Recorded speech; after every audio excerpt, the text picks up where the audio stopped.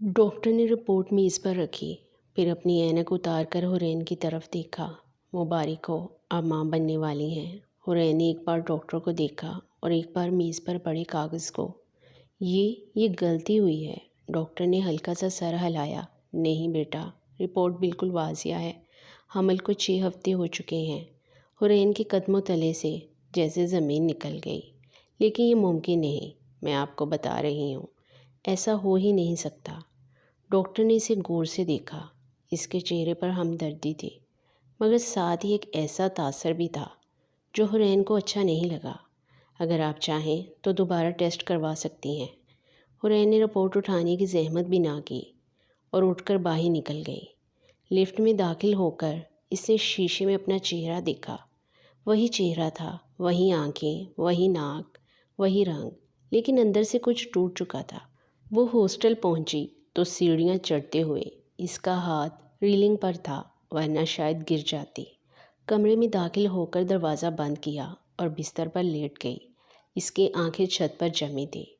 یا اللہ، یہ کیا ہو گیا؟ کچھ دیر بعد وہ اٹھی اور ساتھ والے کمرے میں چلی گئی۔ وہاں مہر رہتی تھی۔ وہ حرین کو جانتی تھی، اگرچہ حرین نے کبھی کسی کو اپنا قریبی دوست نہیں بنایا تھا۔ حرین نے دروازے پر دستک دی۔ مہر نے دروازہ کھولا اور اس کا چہرہ دیکھتے ہی چونک گئی۔ کیا ہوا تمہیں؟ بھوت دیکھ لیا ہے کیا؟ حرین اندر آئی اور خاموشی سے رپورٹ اس کے سامنے رکھ دی۔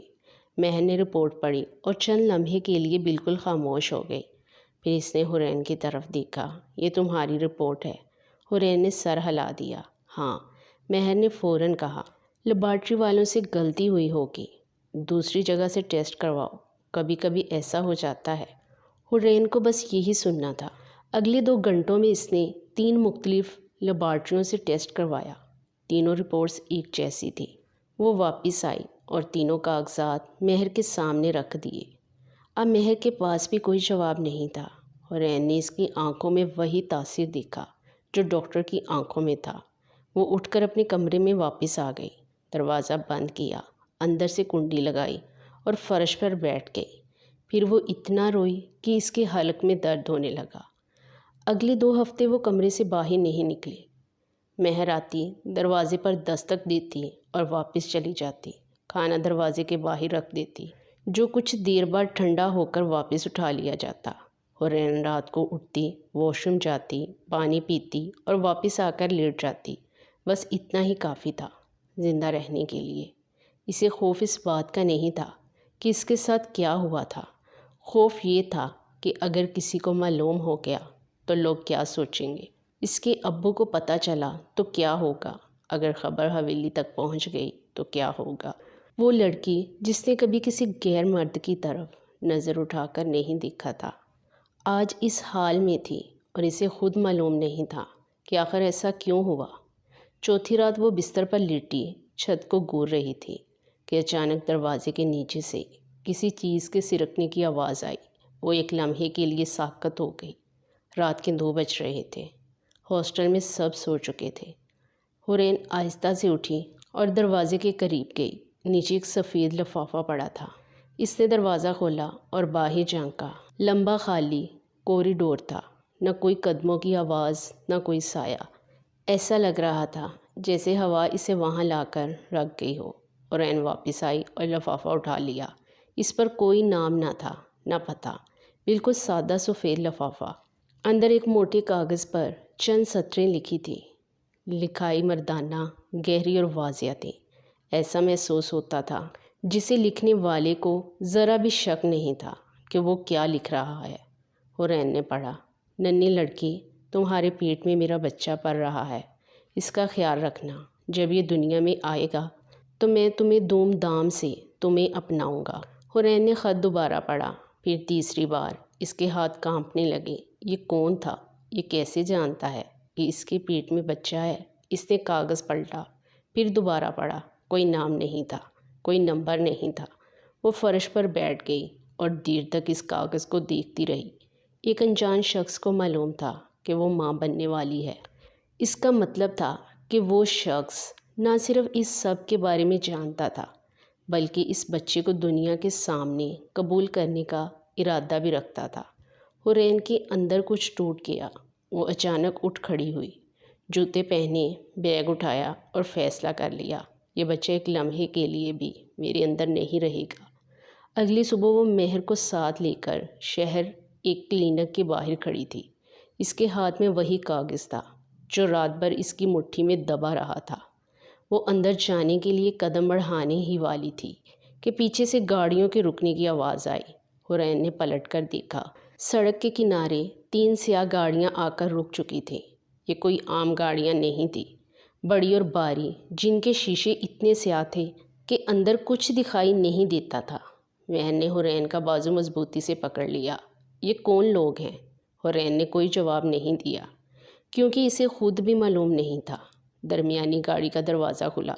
سب سے پہلے 2 آدمی باہر نکلے، سیاہ لباس، کانوں میں ایئر پیس اور نظریں چاروں طرف۔ پھر تیسرا شخص گاڑی سے باہر نکلا۔ حرین کی نظریں اس پر جم گئی۔ 6 فٹ سے زیادہ قد، چوڑے کندھے، مضبوط جسم اور سیاہ 3 پیس سوٹ، کلائی پر گہری رنگت کی گھڑی، انگلی میں ایک قیمتی انگوٹھی، بال پیچھے کی طرف ترتیب سے بنے ہوئے اور چہرے پر ہلکی سی داڑھی۔ لیکن سب سے پہلے جو چیز نظر آتی تھی وہ اس کی آنکھیں تھیں، گہری، سرد اور پتھر جیسی۔ ان آنکھوں میں نہ غصہ تھا نہ جذبات، صرف ایک خاموش اختیار تھا، ایسا اختیار جو بتایا تھا کہ یہ شخص جو چاہے کر سکتا ہے اور اسے روکنے والا کوئی نہیں۔ مہر نے حرین کا بازو مزید مضبوطی سے پکڑ لیا۔ حرین، یہ لوگ ہماری طرف کیوں آ رہے ہیں؟ مگر وہ شخص واقعی ہی ان کی طرف آ رہا تھا، سیدھا، بغیر رکے، بغیر ادھر ادھر دیکھے، جیسے اسے پہلے ہی معلوم ہو کہ حرین یہاں موجود ہوگی۔ مہر نے ایک قدم پیچھے لیا۔ حرین، مجھے ڈر لگ رہا ہے، یہ کوئی عام آدمی نہیں ہے۔ حرین کے قدم جیسے زمین میں گڑ گئے۔ وہ بھاگنا چاہتی تھی مگر اس کی ٹانگوں نے ساتھ نہیں دیا۔ وہ شخص قریب آیا اور اس کے سامنے رک گیا، اتنا قریب کہ حرین کو اس کی خوشبو محسوس ہونے لگی۔ پھر اس نے اسے اوپر سے نیچے تک دیکھا، ایسے جیسے اسے دیکھنے کا پورا حق ہو۔ آخر کار اس کی نظریں حرین کی آنکھوں پر ٹھہر گئی۔ اس سے صرف 2 لفظ کہے، گاڑی میں بیٹھو۔ آواز دھیمی تھی مگر اس میں حکم کا ایسا وزن تھا کہ حرین کے جسم میں سرد لہر دوڑ گئی۔ مہر کے منہ سے بے اختیار نکلا، حرین! اور اسی لمحے حرین سمجھ گئی، یہ وہی شخص تھا جس نے اسے خط بھیجا تھا۔ کلینک کی سیڑھیوں پر کھڑے حرین کے قدم جیسے زمین میں جم گئے تھے۔ سامنے کھڑی سیاہ گاڑی اور اس کے پاس کھڑا وہ شخص جس کے نام سے پورے شہر میں خوف پھیلا ہوا تھا، آج اس کا راستہ روک کر کھڑا تھا۔ شاہ میر۔ اس نے حرین کے سفید پڑے چہرے پر ایک گہری نظر ڈالی۔ اس کی آنکھوں میں ایک عجیب سی فتح مندی تھی جس نے حرین کے اندر خوف کی سرد لہر دوڑا دی۔ حرین نے کچھ کہنا چاہا مگر شاہ میر نے اس کا بازو مضبوطی سے پکڑ لیا۔ میرے ساتھ چلو۔ آپ کون ہیں؟ مجھے چھوڑیں۔ حرین نے اپنا بازو چھڑوانے کی کوشش کی مگر شاہ میر کی گرفت مضبوط تھی۔ مہر آگے بڑھی۔ آپ اسے کہاں لے جا رہے ہیں؟ شاہ میر نے مہر کی طرف دیکھا، صرف ایک نظر، اور مہر وہیں رک گئی۔ اس نظر میں ایسا رعب تھا کہ اس کے مزید الفاظ حلق میں ہی رک گئے۔ شاہ میر نے حرین کو گاڑی میں پچھلی نشست پر بٹھایا اور خود بھی اس کے برابر آ بیٹھا۔ دروازہ بند ہوا، گاڑی چل پڑی۔ حرین کا دل تیزی سے دھڑک رہا تھا۔ مجھے کہاں لے جا رہے ہیں؟ شاہ میر خاموش رہا۔ میں نے پوچھا ہے، مجھے کہاں لے جا رہے ہیں؟ اس نے آہستہ سے حرین کی طرف دیکھا۔ وہاں جہاں تمہیں ہونا چاہیے۔ میں آپ کو جانتی تک نہیں۔ شاہ میر کے ہونٹوں پر ہلکی سی مسکراہٹ آئی۔ تو مجھے نہیں جانتی حرین، لیکن میں تمہیں بہت پہلے سے جانتا ہوں۔ حرین کے چہرے کا رنگ اڑ گیا۔ آپ کو میرا نام کیسے معلوم ہے؟ شاہ میر نے جواب دینے کی بجائے اس کے ہاتھ میں پکڑے ہوئے خط کی طرف دیکھا۔ وہ خط پڑھ لیا؟ کیا؟ حرین نے فوراً کاغذ اپنے سینے سے لگا لیا۔ یہ آپ نے بھیجا تھا؟ ہاں۔ کیوں کیا؟ شاہ میر کچھ لمحے خاموش رہا، پھر اس نے بہت سکون سے کہا، کیونکہ تمہارے اندر میرا وارث پڑ رہا ہے۔ حرین کی آنکھوں میں آنسو آ گئے۔ لیکن یہ کیسے ممکن ہے؟ میں نے آپ کو کبھی دیکھا تک نہیں۔ شاہ میر کی آنکھوں میں اچانک ایک عجیب سی سختی آ گئی۔ تم نے مجھے نہیں دیکھا مگر میری نظر تم پر ہمیشہ رہی ہے۔ آپ جھوٹ بول رہے ہیں، حرین نے غصے سے کہا۔ شاہ میر نے اپنا رخ اس کی طرف کیا۔ میں جھوٹ نہیں بولتا۔ گاڑی کے اندر اچانک خاموشی چھا گئی۔ حورین کھڑکی سے باہر دیکھنے لگی۔ وہ مسلسل سوچ رہی تھی کہ آخر یہ شخص کون ہے اور اسے اس کے بارے میں اتنا سب کچھ کیسے معلوم تھا۔ کچھ دیر بعد گاڑی ایک وسیع و عریض فارم ہاؤس کے بڑے آہنی دروازے سے اندر داخل ہوئی۔ چاروں طرف مسلح محافظ کھڑے تھے۔ حورین کے دل میں خوف مزید بڑھ گیا۔ گاڑی رکی۔ شاہ میر نے دروازہ کھولا اور حورین کو اترنے کا اشارہ کیا۔ یہ تمہاری نئی دنیا ہے۔ حورین نے حیرت سے اسے دیکھا۔ مجھے یہاں نہیں رہنا پڑے گا۔ میں اپنی پڑھائی مکمل کرنا چاہتی ہوں۔ میرا کالج، میرا مستقبل۔ شاہ میر نے اس کی بات کاٹ دی۔ اب تمہاری زندگی میں سب سے اہم چیز تمہارا بچہ ہے۔ حورین کی آنکھوں سے آنسو بہنے لگے۔ خدا کے لیے مجھے جانے دے، میں کسی کا کچھ نہیں بگاڑوں گی۔ شاہ میر کا چہرہ سخت ہو گیا۔ تمہیں اب کہیں جانے کی ضرورت نہیں۔ وہ آگے بڑھا۔ تم یہاں محفوظ رہو گی، تمہیں ہر سہولت ملے گی، لیکن اس گھر سے باہر جانے کی اجازت نہیں ہوگی۔ حورین نے بے بسی سے اسے دیکھا۔ اب مجھے قید کر رہے ہیں؟ اگر میری نظر میں تمہیں قید کرنا ہوتا تو تم یہاں کھڑی مجھ سے بحث نہ کر رہی ہوتی۔ وہ پلٹا۔ اپنے کمرے میں جاؤ۔ حورین نے آنسو پونچھے اور خاموشی سے اندر چلی گئی۔ کمرہ بے حد خوبصورت تھا۔ مہنگا فرنیچر، بڑی کھڑکیاں، نرم پردے اور دیواروں پر قیمتی پینٹنگز، مگر حورین کو سب کچھ ایک قید خانے جیسا لگ رہا تھا۔ اس نے کھڑکی سے باہر دیکھا۔ دور کھڑے محافظ اسے مسلسل نظر آ رہے تھے۔ حورین نے آنکھیں بند کر لی۔ یا اللہ، میں کس مصیبت میں پھنس گئی ہوں۔ رات کافی گزر چکی تھی کہ دروازہ کھلا۔ شاہ میر اندر داخل ہوا۔ حورین فوراً کھڑی ہو گئی۔ آپ دوبارہ کیوں آئے ہیں؟ شاہ میر نے اسے دیکھا۔ تمہیں ایک بات سمجھانی ہے۔ مجھے کچھ نہیں سمجھنا، مجھے صرف یہاں سے جانا ہے۔ وہ اس کے قریب آیا۔ حورین، تمہیں اب اپنی پرانی زندگی بھولنی ہوگی۔ میں نہیں بول سکتی۔ بولنا پڑے گا، حورین نے آنسوؤں کے ساتھ کہا۔ آپ اتنے بے رحم کیسے ہو سکتے ہیں؟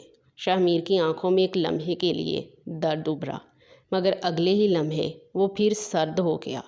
رحم اس دن مر گیا تھا جب میں نے اپنے والدین کو اپنی آنکھوں کے سامنے مرتے دیکھا تھا۔ حورین خاموش ہو گئی۔ شاہ میر کچھ لمحے اسے دیکھتا رہا، پھر بولا، تم میرے دشمن کی بیٹی ہو۔ حورین چونک گئی۔ کیا تمہارے والد نے میرے خاندان کو ختم کیا تھا؟ حورین کو جیسے یقین ہی نہ آیا۔ میرے ابو ایسا نہیں کر سکتے۔ شاہ میر کے ہونٹوں پر تلخ مسکراہٹ آئی۔ وقت آنے دو، تمہیں سب معلوم ہو جائے گا۔ وہ مڑا اور کمرے سے باہر نکل گیا۔ حورین دیر تک دروازے کو دیکھتی رہی۔ اس رات اسے پہلی بار محسوس ہوا کہ اس کی زندگی میں جو کچھ ہو رہا تھا وہ محض اتفاق نہیں تھا۔ اس کے پیچھے ایک بہت پرانی کہانی چھپی ہوئی تھی۔ اگلی صبح ایک بوڑھی ملازمہ ناشتہ لے کر آئی۔ اس نے حورین کو دیکھا۔ اس کی آنکھوں میں ہمدردی آ گئی۔ بیٹی، ناشتہ کر لو، تمہیں اپنا خیال رکھنا چاہیے۔ حورین نے دھیمی آواز میں پوچھا، کیا میں کبھی یہاں سے جا سکوں گی؟ بوڑھی عورت نے ایک گہری سانس لی۔ بیٹی، اس دہلیز کے اندر آنے کا راستہ تو سب کو معلوم ہے، مگر باہر جانے کی قیمت صرف شاہ میر جانتا ہے۔ حورین کا دل ڈوب گیا۔ اس وقت دروازہ دوبارہ کھلا۔ شاہ میر اندر داخل ہوا۔ اس کے ہاتھ میں کچھ کاغذات تھے۔ اس نے وہ کاغذات میز پر رکھ دیے۔ یہ دیکھو۔ حورین نے کاغذات اٹھائے۔ اس کی آنکھیں پھیل گئیں۔ وہ نکاح کے کاغذات تھے اور اس پر اس کے دستخط موجود تھے۔ یہ جھوٹ ہے، شاہ میر نے سرد لہجے میں کہا۔ دنیا کی نظر میں تم میری بیوی ہو۔ حورین نے کانپتے ہوئے کاغذات میز پر پھینک دیے۔ میں نے کبھی آپ سے نکاح نہیں کیا۔ شاہ میر اس کے قریب آیا۔ تمہیں ابھی بہت کچھ معلوم کرنا ہے۔ حورین، وہ کچھ لمحے اسے دیکھتا رہا، پھر بولا، تم صرف میری قید نہیں ہو، تم اس کہانی کا وہ حصہ ہو جس کا آغاز تمہاری پیدائش سے بھی پہلے ہو چکا تھا۔ حورین کے دل میں عجیب سا خوف پیدا ہوا۔ کون سی کہانی؟ کیا؟ شاہ میر نے جواب نہیں دیا۔ وہ دروازے کی طرف بڑھا، پھر اچانک رک گیا۔ جلدی ہی تمہارے اپنے گھر کی دیواریں تمہیں وہ سچ بتائیں گی جو مجھ سے سن کر شاید تم کبھی یقین نہ کرتی۔ دروازہ بند ہوا۔ حورین وہی کھڑی رہ گئی۔ اسے کیا معلوم تھا کہ چند ہی دن بعد اس کا سامنا اپنے والد سے ہونے والا تھا۔ وہ ملاقات اس کی پوری زندگی بدل دینے والی تھی۔